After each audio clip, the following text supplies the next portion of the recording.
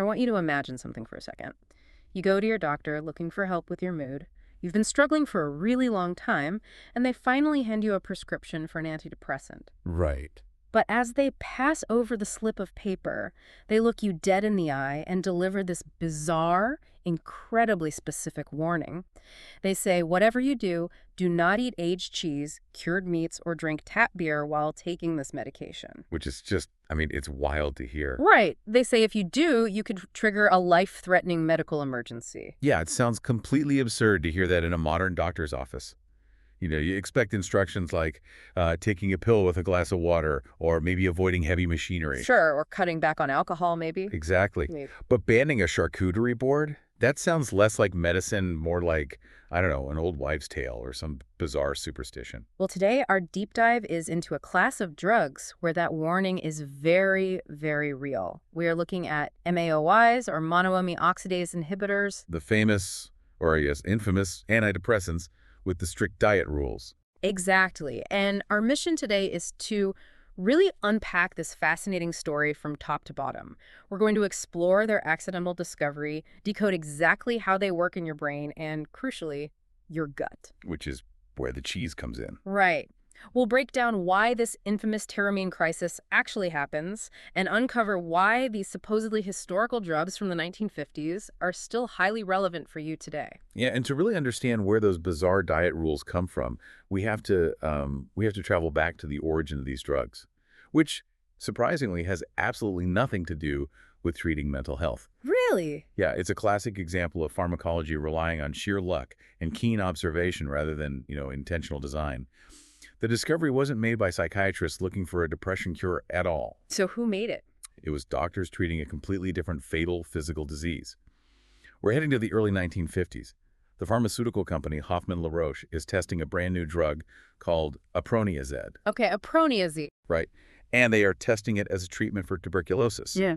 Which at the time was this massive, devastating public health crisis. Tuberculosis was often referred to as a fatal wasting disease, right? Yeah. Like it was physically exhausting. Deeply exhausting. It was a severe respiratory illness, and it's incredibly isolating for patients who were confined to these sanatoriums for months on end. Yeah, it's just awful. So Hoffmann-La Roche was running trials of aproniazid in these settings, specifically at Seaview Hospital on Staten Island in New York. And a widely cited 1952 report from that hospital details how doctors and nurses started noticing something incredibly strange happening on the wards. The patients who are suffering from this severe energy-draining disease are suddenly dancing in the hallways. I mean, I read that in the source and couldn't believe it. No, they're literally dancing in the hallways. The hospital staff reported this massive surge in energy among the patients taking the drug. Their mood was vastly improved. They were socializing. Their appetites came back. Oh. Yeah. And the pivotal observation here was that these behavioral effects were completely disproportionate to any actual physical improvement in their lungs. Right, so the tuberculosis itself wasn't magically cured. Exactly. Their lung capacity was still severely compromised. Yeah. But their entire mental state had just completely transformed. Wait, so if this was the 1950s, did they even know how this drug was working in the brain? Or were they just handing it out because it made people happy? At first, they had absolutely no idea. They just knew they had a drug that dramatically elevated mood. It actually took a pharmacologist named Ernst Albert Zeller to figure out the mechanics. Okay. Around 1952, he discovered that this TB drug, aproniazid, strongly blocked a specific enzyme in the body called monoamine oxidase, or MAO. And this was a monumental milestone in medicine. Because it linked the biology to the behavior. Yes. It was the very first time a specific biological enzyme had been definitively linked to a behavioral effect in humans. That feels like realizing you can use a hairdryer to saw a frozen pipe. Yeah. You designed a tool for one specific thing, but you turn it on and realize it solves a completely different problem you weren't even trying to fix. That is a perfect analogy. And a psychiatrist named Nathan Klein at Rockland State Hospital, he aggressively pushed this new application. He really championed aproniazid and coined this wonderfully retro term for The psychic energizer. the psychic energizer, yeah. The clinical results in severely depressed patients were so undeniable that by 1957 and 58, it was being marketed to the public as the first true antidepressant. But the sources also mention another drug called imipramine being discovered right around the exact same time. Was that a similar situation? Very similar, yeah, though it was a totally different chemical pathway. A Swiss psychiatrist named Roland Kuhn was trying to develop a new antipsychotic drug. It failed to treat psychosis, but he noticed it lifted patients out of depression. Just another lucky break. Completely. That drug, imipramine, became the first of a class called tricyclic antidepressants. So psychiatry suddenly had two completely unrelated chemical tools for depression, discovered almost simultaneously by sheer coincidence. That's wild, and this moment is widely cited as the birth of modern biological psychiatry. It really is. Though iproniazid itself was actually pulled from the U.S. market in 1961 due to severe liver toxicity. Oh, yikes. Yeah, but the proof of concept survived. It spawned safer successors in the MAOI class, drugs like phenelzine, tranylcipramine, and isocarboxide, and those are still prescribed today. Okay, so to understand why blocking this monoamine oxidase enzyme actually treats depression, we need to talk about what the enzyme normally does when we aren't taking a drug to stop it. Right. So monoamine oxidase is found sitting on the outer membrane of your mitochondria.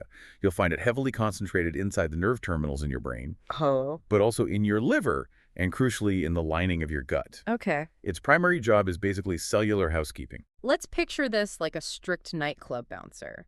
The nightclub is the synapse, right? The space where your brain cells communicate. Okay, I like this. And the guests at the club are neurotransmitters like serotonin, dopamine, and norepinephrine. They get released into the club, they pass their chemical messages along, and they do their job. Right. But eventually, you have to clear them out. If you don't, the club gets dangerously overcrowded and chaotic. So this MAO bouncer comes in, grabs these chemical messengers, and kicks them out, breaks them down so they don't build up inside the cell. That is a highly accurate way to visualize it. Yeah. And there are actually two different bouncers working different doors in the body, so to speak. Yeah. You have MAOA, which preferentially kicks out serotonin and norepinephrine, and something called dietary Tyramine, which we will definitely get to shortly. Okay, that's MAOA. Yeah. And then you have MAOB, which preferentially handle dopamine.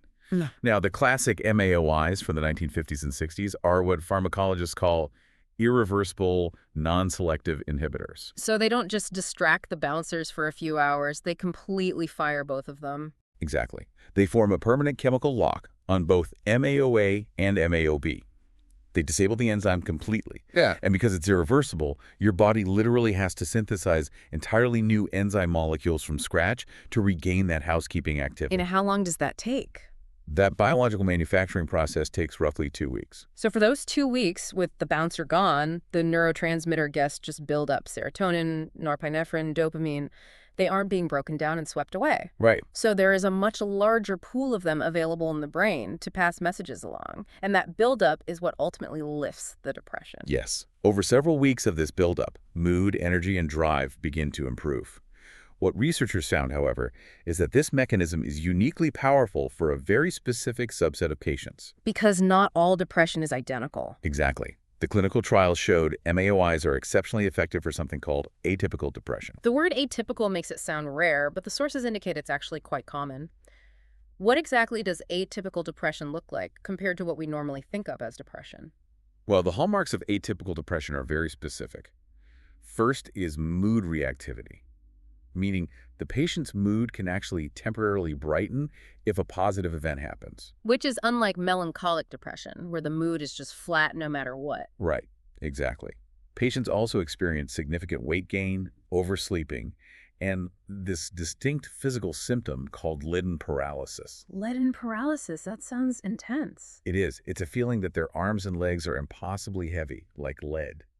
They also suffer from intense rejection sensitivity, where minor interpersonal slights feel completely devastating. So why would a buildup of these specific neurotransmitters help those exact symptoms? Well, we don't have a perfect map, but the theory is that dopamine and norepinephrine heavily regulate energy, reward, and physical drive.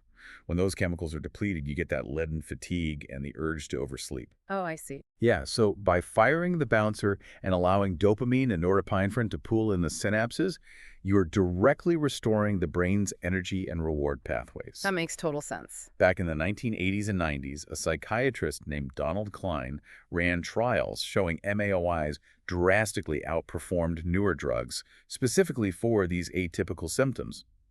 It really proved that different biological subtypes of depression require different chemical levers. Okay, so if this drug is firing the bouncer in our brain to help with depression, we have to talk about what happens when the bouncer in our gut gets fired.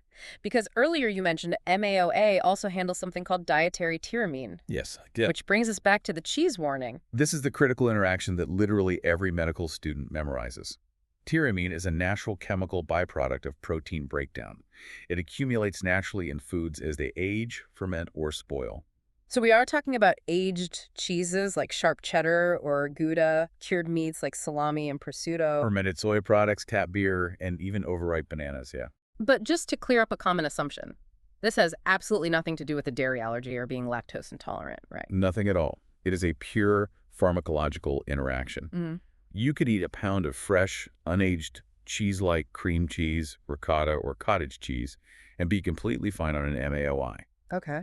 The danger is the aging and fermentation process itself, because the longer those proteins sit and break down, the higher the tyramine load becomes. So normally, say I eat a piece of aged cheddar, the tyramine hits my stomach, the MAOA, bouncer enzyme in my gut wall and my liver breaks it all down and sweeps it away before it can ever reach my general bloodstream. Exactly. Yeah. That process safely buffers what we call the tyramine pressor effect. Tyramine pressor effect. Yeah, because tyramine on its own is structurally similar to certain neurotransmitters.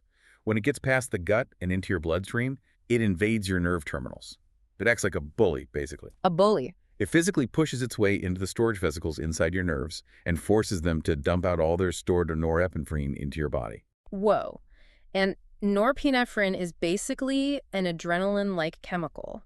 It spikes your heart rate and tightens up your blood vessels to prepare you for a fight-or-flight situation. Right. So if you were on an MAOI, your gut bouncers are disabled. You eat that aged cheddar, and the tyramine sails straight through your gut, completely unchecked. Unmetabolized, yeah. It floods your bloodstream, invades those nerves, and triggers a massive, uncontrolled dump of norepinephrine. And the physical result of that is a sudden, severe spike in blood pressure. This is a hypertensive crisis, colloquially known in medicine as the cheese reaction. The cheese reaction. It causes blinding, throbbing headaches because the blood vessels in your head are clamping down while your heart is bumping harder. It causes severe heart palpitations, sweating, and in the worst-case scenarios, the pressure gets so high it can cause an intracranial hemorrhage. A stroke. A stroke, yes. The idea that a slice of salami or a glass of tap beer could trigger a stroke is terrifying. Did the doctors prescribing this in the 1950s know this was a risk? They had no idea. The medical field didn't connect the dots until 1963. Wait, really? A whole decade later? A whole decade. Ugh. A British psychiatric registrar named Barry Blackwell started noticing a strange pattern. He had a cluster of patients on MAOIs who kept reporting these severe, blinding headaches. Okay. Blackwell interviewed them and realized the headaches consistently started shortly after they had eaten cheese. So he published his observations in The Lancet, and the realization just sent shockwaves through the field. I bet. It single-handedly forced the entire psychiatric profession to invent dietary counseling. Yeah. Before 1963, psychiatrists were not monitoring what their patients ate for dinner. Wow. So we have these drugs that are incredibly effective, especially for atypical depression, but they come with a very real risk of a stroke if you go to a wine and cheese party. That totally explains why doctors moved away from them when newer drugs came out. Well, the arrival of SSRIs, starting with Prozac in 1987, largely pushed MAOIs to the sidelines. But the critical takeaway from the historical sources is that MAOIs were not sidelined because they stopped working. They were pushed aside because SSRIs were vastly more forgiving. They were just easier to manage on paper. I mean, an SSRI doesn't require a doctor to give the patient a prohibited foods list or worry about what they're ordering at a restaurant. Exactly. The risk management burden was just much lighter. But for patients whose depression simply does not respond to SSRIs, MAOIs are absolutely not obsolete. They remain a crucial, powerful tool for treatment-resistant depression today. And pharmacology didn't just stop innovating either. Not at all. In the 1990s, European researchers developed a drug called moclobemide. This is a reversible inhibitor of MAOA. Reversible, meaning it doesn't permanently fire the bouncer, it just distracts him for a while. Right, it competes for the enzyme's attention rather than permanently locking it down. Because the bond is reversible, if you take moclobemide and then eat a meal high in tyramine, the tyramine molecules can physically bump the drug off the enzyme, take its place, and get safely metabolized. It dramatically lowers the dietary risk. It's approved and widely used in Canada and the UK, But strangely, it was never approved in the United States, leaving American doctors without this safer middle ground option. But the U.S. does have another modern innovation, right? A drug called Sledulin, sold as the MSAM patch. It's a transdermal patch you stick on your skin. Yes, How does delivering a drug through the skin solve an issue with an enzyme in the gut? it's a brilliant workaround involving how drugs travel through the body. When you swallow a pill, it goes into your stomach, gets absorbed through the gut wall, and passes through the liver before hitting the general bloodstream. Right. That's called first-pass metabolism. By delivering the drug through a patch on the skin, it goes directly into the peripheral bloodstream and travels straight to the brain. It completely bypasses the gut. Meaning the drug reaches the brain and blocks the bouncer there, treating the depression. But because it never went through the digestive system, the bouncer in the gut is still wide awake and actively guarding against tyramine. Exactly. At the lowest approved dose of the patch, it doesn't meaningfully inhibit the MAOA enzyme in the gut at all. So patients on that dose don't need to follow the restrictive tyramine diet. That's amazing. It's the exact same class of drug, but purely by changing the delivery method from a pill to a patch, the food danger is entirely bypassed. But food interactions are only one part of the story. Mixing these medications with other drugs is a whole different trap. The sources make it very clear that anyone on an MAOI, and any doctor treating them, needs to be incredibly careful about drug interactions, specifically something called serotonin syndrome. Yes, serotonin syndrome is a distinct, totally separate medical emergency from the tyramine cheese reaction. Okay, how so? Well, the cheese reaction is driven by excess norepinephrine, causing high blood pressure. Serotonin syndrome is driven by a massive, toxic accumulation of serotonin in the brain and body. We always hear about serotonin as the happy chemical. Yeah. What happens to the body when there is a toxic accumulation of it? It basically throws the nervous system into overdrive. Symptoms range from shivering, heavy sweating, and diarrhea in mild cases to severe complications like muscle rigidity, intense tremors, confusion, skyrocketing body temperature, and seizures. That is terrifying. It is a rapid onset condition that can easily be fatal if not treated immediately. And you trigger this by combining an MAOI with other drugs that also increase serotonin. What kinds of drugs are we talking about? It includes other antidepressants, like SSRIs and SNRIs, but it also includes common medications like the main killer tramadol, certain migraine medications called triptans, and even over-the-counter herbal supplements like St. John's wort. Just to be crystal clear, if someone is taking an SSRI and it's not quite working, they might logically think, I'll just add this MAOI to get a super boost for my depression. That's not just a bad idea, that's a lethal miscalculation. You absolutely cannot cautiously combine them. The biological math just does not allow for it. If a patient needs to switch from an SSRI to an MAOI, they have to undergo a mandatory, incredibly strict washout period. Wait, a washout period? Meaning a stretch of time where they take absolutely no medication at all. What if you're on something that stays in your system a long time? That is the exact challenge. Yeah. The standard washout period is 2 full weeks of zero medication to ensure the first drug is completely cleared from the body. Okay. But for a drug like fluoxetine, commonly known as Prozac, it's vastly more complicated. Fluoxetine has a very long half-life, meaning it takes much longer for the body to break it down and eliminate it. The mandatory washout period before starting an MAOI after Prozac is a full 5 weeks. That feels incredibly risky for someone dealing with severe depression. 5 weeks with no chemical support. It is risky. But it shows just how serious the interaction is. And this extends way beyond psychiatry, too. If someone on an MAOI ends up in the emergency room, every doctor needs to know what they're dealing with. It is a classic teaching case for emergency room doctors and anesthesiologists. Say a patient on an MAOI is in a car accident, they need emergency surgery, and they are given a common opioid painkiller, like meperidine, known as Demerol. That interaction alone can trigger a rapid fatal serotonin syndrome. Or, take a more mundane example, catching a bad cold. If a patient takes over-the-counter cold medicine containing pseudoephedrine, that chemical mimics tyramine. Yeah, it pushes into the nerves and forces out norepinephrine, triggering the exact same hypertensive crisis as a block of aged cheddar. It really proves that from the ER nurse to the pharmacist to the anesthesiologist, every single clinician has to recognize the name of these drugs. It's the ultimate lesson in medication reconciliation. Treating a patient isn't just about the symptom in front of you. It's about looking at the entire chemical ecosystem of what that person is consuming. We have covered incredible ground today. We started in a 1950s tuberculosis sanatorium, watching sick patients dance in the hallways because of a lucky chemical accident. A very lucky accident. And that accident revealed the enzyme bouncers in our brains, giving birth to the first real antidepressants. But because those same bouncers operate in our gut, the psychiatric field was forced to invent food drug warnings, mapping out exactly how a slice of salami could trigger a deadly blood pressure spike. Yeah. We've seen how pharmacology has tried to innovate around that danger with reversible drugs and skin patches, and why the risk of serotonin syndrome makes these medications a high-stakes balancing act for any doctor. It is a profound chain of medical history, really. But looking at all the sources, there is one final lingering puzzle that I think changes how we view mental health entirely. Oh, what's that? Well, the discovery of MAOIs helped create what we call the monoamine hypothesis of depression. This is the widespread idea that depression is simply a chemical imbalance, a deficiency of neurotransmitters like serotonin and dopamine in the brain. Right, the classic chemical imbalance theory. Exactly. The logic follows that if you just top off those chemical levels, the depression is cured.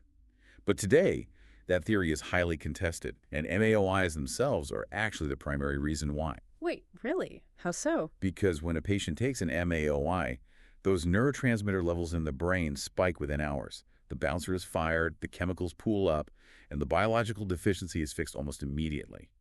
But the patients do not feel relief from their depression that same afternoon. The actual clinical healing takes weeks. Oh, wow, I never thought about that. Yeah, this forces us to look past the simple idea of a chemical imbalance and ask a much deeper question. If the mood change isn't just about the sheer volume of serotonin flooding the synapse in those first few hours, what else is slowly adapting, rewiring, or regrowing inside the brain during those weeks of waiting?